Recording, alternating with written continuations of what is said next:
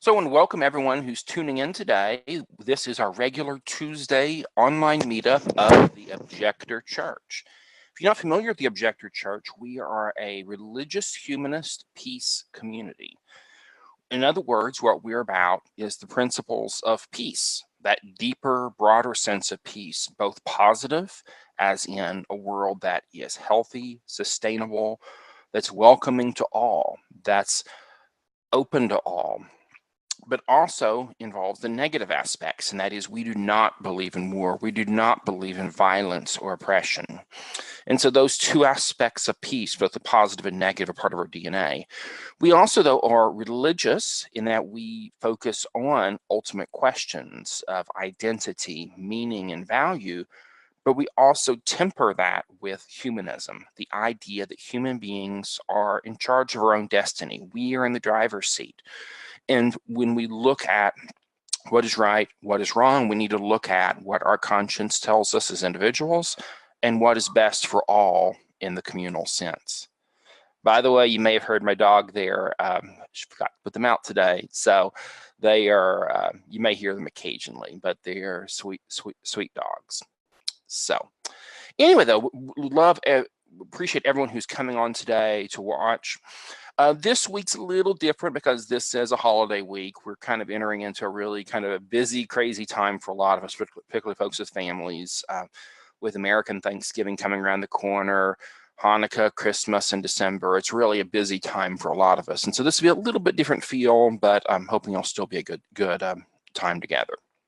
Also, do want to mention, for anyone who is watching, either on Zoom or on Facebook Live, we'd love to have interaction for participation and engagement with those watching. So please feel free to post your comments along the way.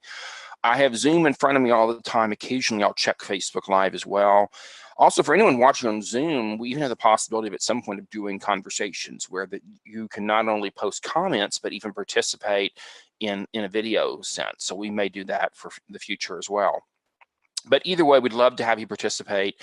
I will occasionally check Facebook Live for comments, but I'll be on Zoom all the time throughout this. So we'd love to hear your thoughts. The only thing we ask is just be kind to everyone participating. We're a diverse community with a lot of different perspectives, and so just ask you to be mindful of that.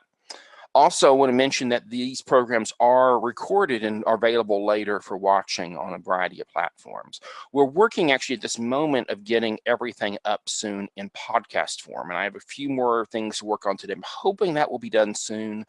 Once that is, there'll be information on that on our website at objector.church, and very soon it will be available on iTunes and all the other podcasting software that's out there. So, well, for today's our time together, we normally have a three-part, three components of our meetups, and that is inspiration, information, and interaction. So for today, for the inspiration part, I really have two pieces of that. The first one is, as a community, one of the things we're exploring is the idea of ritual. The idea of what are rituals and practices that can be meaningful to people no matter what your background is, whether you're religious or not. And what are practices that we can borrow from all the many different religious traditions? By the way, this is one reason I love this coexist flag, because you have all of these different symbols of different world religions. In fact, there's more behind me. And the idea, though, is that our perspective is that there's value in all of these traditions. There are good and worthwhile things to learn and to experience. And of course, there's crummy stuff too, without a doubt. That's there too. But we still argue that as human beings, there's more that we have in common than we have that's different, and we can learn from them.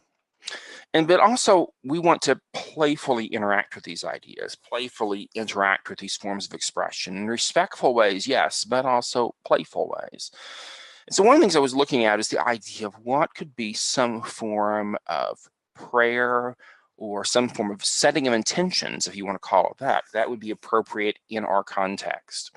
In other words, when we're part of a community that some people may believe in God or God, some people may not. And yet there is this sense of the solemnity, the setting of intentions that may be valuable no matter what your perspective. And so I'm playing with an idea today, and I'd love to hear your comments if you like this or not, if this is meaningful to you. But I have a book here, and I'm going to show it to y'all here in camera. And let's see if the camera will focus on it enough to see it. It's called The Book of Blessings, New Jewish Prayers for Daily Life, the Sabbath, and the New Moon Festival by Marcia Falk. Now, what's interesting about this book is that it is rooted in a Jewish tradition. These are Jewish prayers, but they are rewrites of these prayers from a somewhat of a non-theistic standpoint, more of a humanist perspective. And also from a feminist perspective, this author, what she seeks to do is to take these, let me see if I can find it to just give a little summary. Anyway, it gives a very different kind of read of traditional prayers. And so I have one of the prayers that they have here, one of the blessings that I'm going to recite as our opening thing, but I'm rewording one word. Other than that, everything works very well in our context here, because it's a statement of universal truth of what it means to be human and what it means to commit ourselves yet again to live the best life we can as human beings. So this is called Shema, Personal Declaration of Faith, and this is Marcia Falk's rewording. I'm changing one word. Other the word I'm changing, and in her wording, she's using the word Israel to refer to the spiritual community of Israel. Since this is a diverse community, I'm going to use the word kavura in Hebrew, which means congregation or community. So, and I'm going to read the first part in Hebrew, and then I'll continue to read it in English. And actually, before we do that, let's just take a moment, have a moment of silence, and just take a few deep breaths, the center, to know as we're about to enter into this busy week, time of holidays and families and things that may be really good things that also be stressful. Just take this moment now to center ourselves.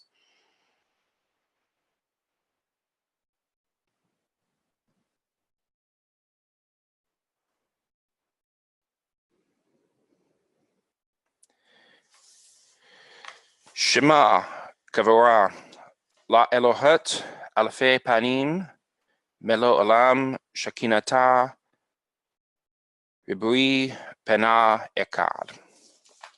Hear, O congregation, the divine abounds everywhere and dwells in everything. The many are one.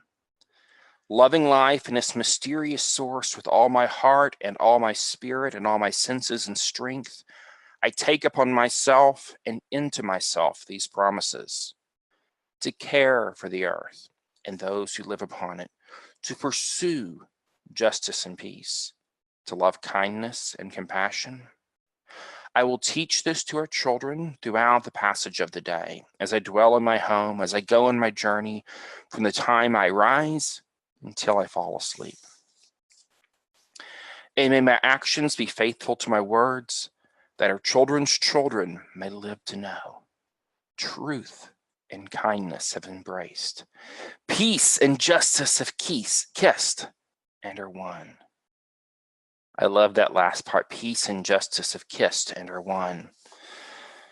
So that's kind of our opening thing, setting of intentions, a reminder of what it means to be human, and that is to be about living lives of value and of saying we're here for a reason. We're here, we're interconnected, we are part of this network, this fabric of life here on planet Earth and with each other. What are we going to do with it? So that's the first part of our inspiration time. The second part of our inspiration time, I want to talk about my friend Bob Waldrop. In fact, I'm going to see if I can find a picture I can put on the screen real quick of Bob. And let me take just a second here. I'll have it here. But Bob Waldrop, I got to know him. In fact, I'm going to real quick, on the Zoom platform, I can turn it to the computer screen. So I'm going to do that real quick if I can remember how to do that. Let's see here. I do not know how to do that. We will do that another time, so I will not show you a picture of Bob. But do a search for Bob Waldrop. He is an incredible man. He is the founder of Oklahoma City's Oscar Romero Catholic Worker House. He was the founder of the Oklahoma Food Co-op, which unfortunately is ending its time this year, but had about a good 14, 15 years or so of service in our community of bringing urban folks and connecting them with farmers all across the state of Oklahoma. It was an incredible network of growers, of producers of various kinds, connecting with people both in small towns and in urban areas, I should say too.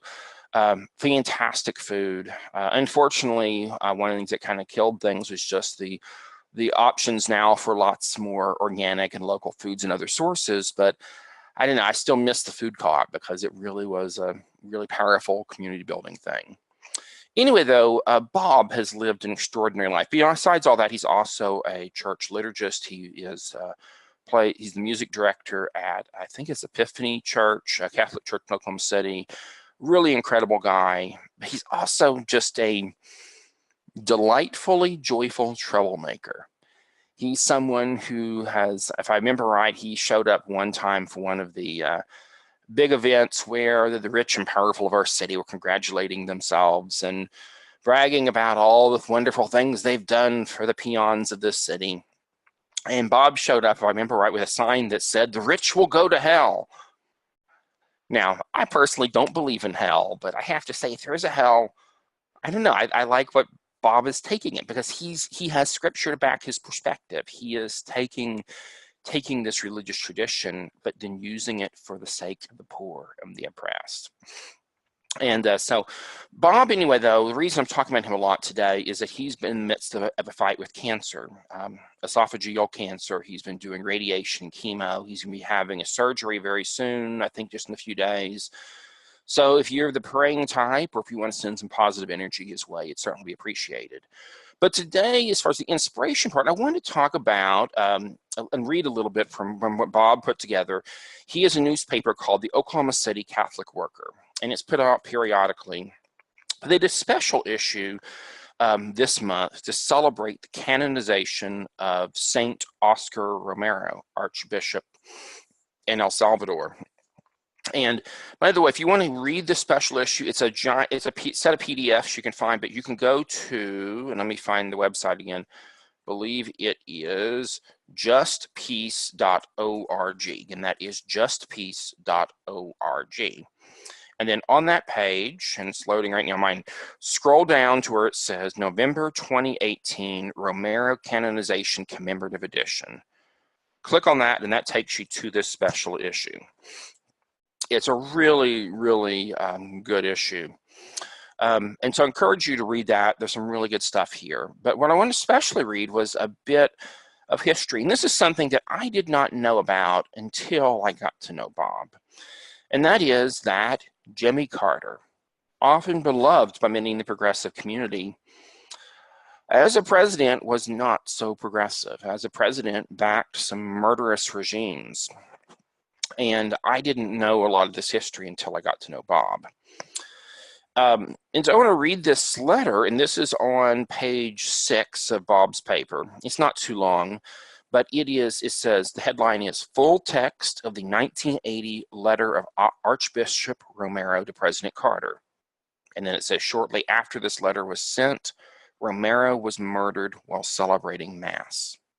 So I'm going to read this as an inspiration, but also as a reminder as we're thinking about issues of politics and issues of war and justice. It's so easy, I think, to get sometimes swayed, as important as electoral politics may be at times. We sometimes forget that even the quote-unquote good guys aren't always so good, and that we have to be ready to speak up for peace, for justice, for the oppressed, no matter who is in office. And certainly there are times we must speak out against people that are outright evil. Those other times we have to speak out against people that maybe have the patina of being on our side and yet may not. So Let's read this letter. Again, this is the 1980 letter of Archbishop Romero to President Carter. Mr. President, in these days there has appeared in the national press a report that troubles me deeply. According to it, your government is studying the possibility of supporting and aiding economically and militarily the government junta of El Salvador. Because you are a Christian and because you manifested that you wish to defend human rights, I dare to expose my pastoral point of view regarding this news and make a concrete petition to you. I am deeply troubled by the news that the governments of the United States should be studying the way to favor the militarist path of El Salvador by sending military equipment and advisors to, quote, train 3 Salvadoran battalions in logistics, communications, and intelligence, unquote. In the event that this journalistic information is true, your government's contribution, rather than favoring greater justice and peace in El Salvador, will make injustice and repression against the organization of the people who have been struggling for the respect of their most fundamental rights even more acute. The current ruling junta, above all the armed forces and security forces, have unfortunately not demonstrated their capacity to resolve the grave national problems through political practice and structural means. In general, they have only resorted to repressive violence, producing a volume of dead and wounded that is greater than that of recent military regimes whose systematic violation of human rights was condemned by the Inter-American Commission on Human Rights.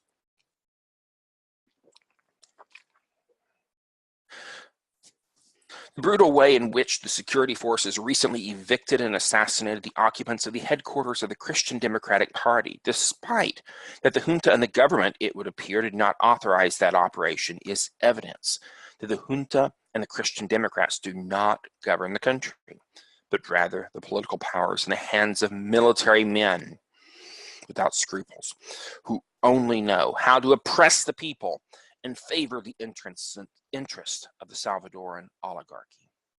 It is true. This past November, quote, a group of 6 Americans spent time in El Salvador supplying $200,000 worth of gas masks and bulletproof vests and instructing on their use against demonstrators, unquote. You yourself must know that clearly, since then, the security forces, acting with greater personal protection and effectiveness, have repressed the people even more violently, using deadly weapons. As such, given the fact that as a Salvadoran and as Archbishop of the Archdiocese of San Salvador, I have the obligation to watch so that faith and justice reign in my country, I ask that if you truly want to defend human rights, you prohibit this military aid to the Salvadoran government, and you guarantee that your government not intervene directly or indirectly with military, economic, or diplomatic pressure. At this time, we are living through a grave economic and political crisis in our country, but it is doubtless that each time the people have increased their conscience and their organization have empowered themselves to become the driving force which is responsible for the future of El Salvador and the only one capable of overcoming this crisis. It would be unjust and deplorable that by the interference of foreign powers, the Salvadoran people were frustrated. They were repressed and impeded in deciding with autonomy over the economic and political trajectory that our country should follow. It would suppose violating a right that Latin American bishops gathered in Puebla publicly acknowledged when we said, quote, the legitimate self-determination of our countries that permits them to organize according to their own disposition and history and to cooperate in a new international order, unquote. And that was from Puebla Synod 505. I hope that your religious convictions and your sensibilities in pro-defense of human rights will compel you to accept my petition, avoiding with it a major spilling of blood in my long-suffering country. Yours truly, Oscar A. Romero, Archbishop. Now we know what happened. Powers that be did not hear the call of Romero, and Romero was murdered while celebrating the Mass. Anyway, I share this letter, one, as a reminder, but also as a reminder to myself and others, some of the wise words of my friend Bob, who have reminded me that Sometimes the people that we laud as being the good guys, the good people, the good men and women, are not always that. People like Jimmy Carter, for instance, cooperated with evil, supported evil. And so the inspiration part of this to me is that we have to ask the tough questions. And we need to keep reminding ourselves that whoever is in office, whatever happens in an election, our work remains the same. To work for peace, to work for justice, no matter what. To call out those powers that are doing evil, no matter who they are, whether they're on our side or the other side or some other side, it doesn't matter. We have to keep speaking up. We have to keep calling for justice, calling for peace. So that was the inspiration part of our time together. I'm now going to jump over real quick. I have the back over to, we'll look on Zoom and Facebook to see who all is joining us and see if we have any comments or questions. My computer today, I'm running a different computer today. Unfortunately, it's a little bit on the slow side. So, so Anya, thank you for joining us, and if others along the way. And sometimes I've learned my Facebook lags a bit, especially on this particular computer. So there may be others joining us. But if you have comments or questions, please make them. Certainly, especially if you can be on Zoom, and the information that you can go to objector.church/meetup to find out the information how you can log in by Zoom. But we'd love to make this more of an interactive conversation. So as far as our information time, today, a lot of our stuff's going to be focusing on Oklahoma City because this is a really busy time of year. But I want to mention that the Objector Church is a national organization. We have congregations right now in Oakland, California, and in Oklahoma City, both of the Oaks, I guess. But we would love to expand into other places to build, find individuals, spend time, build communities in other locales. So if you want to find out more about that, if you want to have conversations with us, go to our website, objector.church, or find us on social media. We'd love to have a conversation with you, especially if you'd like to become a member of our community. We're still working out what this might look like, but we're hoping in time that there will be some ways for our members, people who have paid dues and are a part of the church, to interact with each other in more personal kinds of ways, and to have some support in various ways as we live our lives, including pastoral care, support in all kinds of different ways. So we're still working on the details of that, but I encourage you to get involved. But anyway, I do have today, this week, a lot of our announcements are going to be more focused on Oklahoma City. So one biggie is tonight, Oklahoma City, we're having the Interfaith Thanksgiving service. And this has been a tradition, I believe, for 60-some years. It's been happening for quite a while. It rotates among different locations. This year, it's being held at Temple B'nai Israel, which is right around 50th in Pennsylvania, North Pennsylvania by Penn Square Mall. I believe it starts at 7 o'clock. I will double check that right now, but I believe it's at 7. But the Interfaith Thanksgiving is a really, really cool deal. I've been well, I've only been once, but I'm excited about this year for sure. And real quick, we'll Interfaith Thanksgiving in OKC. We'll double check on the time. By the way, the address is 4901 North Pennsylvania.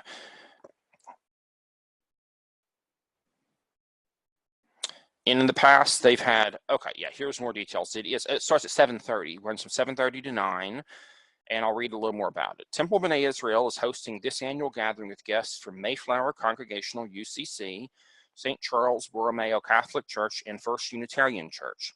We also invite representatives from several other faith communities to share with us their prayers of Thanksgiving. Our keynote address by Dr. Andrew Poranker, entitled George Washington's Thanksgiving, Faith and Freedom in Early America, will give us insight into interfaith relations at the time of our nation's founding and how we see their resonance with today. This is an important evening of sharing, and we look forward to seeing our Temple family. So anyway, I invite you to come out for that. In the past, they've had prayers from a variety of Christian traditions, Jewish traditions, the Islamic tradition, Hindu, Native American and Buddhist, I believe. So it's a pretty broad range of different traditions represented, and it's really a neat time. I will say, if you plan to go, come early. They pack the place out. It's a pretty full crowd. And afterwards, there'll be a oneg in the Jewish traditions, what's called, basically is a little reception of cookies and stuff. So it's a lot of fun. Encourage you to come out tonight for that. Starts at 7:30, but I'd probably come around 7, honestly, at Temple B'nai Israel in Oklahoma City. Also, this Sunday, and this is what I'm really excited about because it's one of our first events of our local Oklahoma City congregation, and that is we are having an alternative Thanksgiving event. And it is happening from 1 to 3 p.m. this Sunday, and let me pull up the information on it again. We are really, really excited about this. This is happening at Nappy Roots Bookstore, which is a bookstore in Northeast Oklahoma City that that's a really cool place, ran by my friend Camille Landry and her partner Ben Boche, I think is his name. I'm terrible with names, so I apologize if I've mispronounced your name, Ben Boche. But anyway, this event coming up, we're really excited about having from 1 to 3 p.m. Let me see if I can find an address. I'm not finding it here. But anyway, it's happening at Nappy Roots Bookstore. You can look up information on that. We will be having turkey. We'll have wine. We'll have iced tea.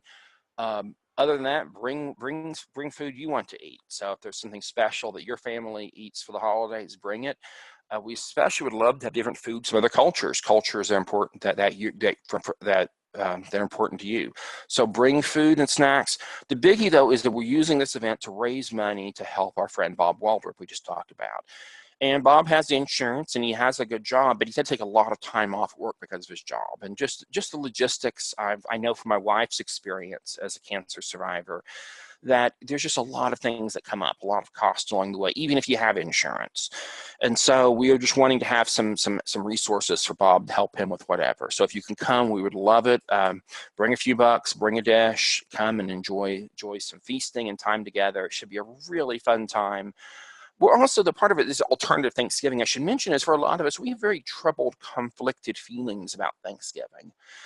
Positively, it's great that people, families, and communities get together and feast together and enjoy time together, that we're off our regular calendars. We have a day off work. That's nothing to sneeze at. There's also this sense of gratitude and thankfulness for the things that we have, of accepting that often much of what we have is not due to our own work, but due to the work of others. So for religious people, they might say the blessings that come from God, but in other words, it's not just us, however you want to frame it. Negatively, Thanksgiving, there's a pretty wretched history there in the colonial era and beyond, of Thanksgiving being a time that's intertwined in the history of genocide in this country against Native Americans. Also, the intertwining of American nationalism as a part of this holiday has always been part of the DNA. And finally, how that Thanksgiving itself, the day it was chosen, why we have this Thanksgiving this Thursday rather than next Thursday, is directly related to American consumerism. And don't believe me, look it up. FDR and the 1930s decision was made to timing of Thanksgiving specifically to drive consumer culture, to drive shopping for the Christmas holidays. So we have a lot of us have conflicted feelings, and yet we don't want to throw the baby out with the bathwater, as they say. We want to have that time of feasting and connection. So come to our alternative Thanksgiving, where we can complain and talk about and push back against some of the myths we don't like, some of the history we don't like, but also do something different. For instance, instead of shopping till you drop, show up and give to help a friend. Eat with friends and family. It'll be a good time. So really encourage you to come out. We'll also have some information there about our Oklahoma Objector Church and the opportunities locally that we're working on building in our local community of how you can get involved. So encourage you to come out. We might even, I need to check with Camille, see what our internet connection is. We might even do some kind of little live webcast part of the time from the event on Sunday, but that's still in the works, so not counting on that, but we'll see. So the last thing I want to mention as far as for information time, and information, by the way, in our times together is about empowerment, to finding ways for us to connect with others, to connect with the community, finding ways to work for peace and justice in this world. I want to mention one of the most important cases of whistleblowers right now in the country, and that is the case of Reality Winner. She's doing time in federal prison because she dared to tell the truth. She dared to speak out about what our government is doing and what is not telling us. Of course, she's going to be in federal prison over the holidays. And so I encourage folks to take a few moments this Thanksgiving season to write her holiday card.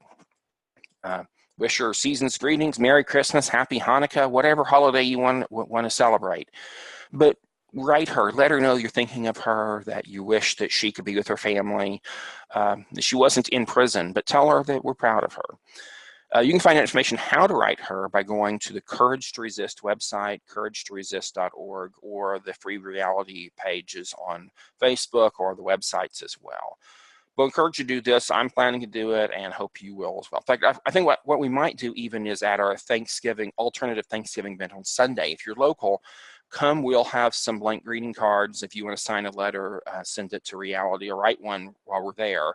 That will be a great time to do it, and a different way to celebrate this time, to show some gratitude to the whistleblowers, show some gratitude to people who are willing to face severe consequences for the sake of us knowing the truth. So, well, I want to real quick just check and see if we have anyone else joining us in the live feed. Again, on Facebook, my Facebook is running slow. Let me just see, because maybe some other folks have joined us there. While we're waiting on that, though, I do want to mention that for this week, I will probably not do the office hours. I usually do office hours on Thursday, a couple hours to be here in the community for folks to come and visit, to talk, whatever they need. But we'll not be doing it this Thursday because we'll be with family and whatnot. But we'll start that back up next week. And I really appreciate last time I had one person show up, but it was a good conversation. Hope others will join in the future. So, but we will not be doing it this week. Today. So that'll be it for today, but be sure and tune in every week, same time, same place. And also the recorded versions of this will be online in various places soon. Please share them with your friends, and of course visit our website, objector.church. Thank you, and we'll see you next week.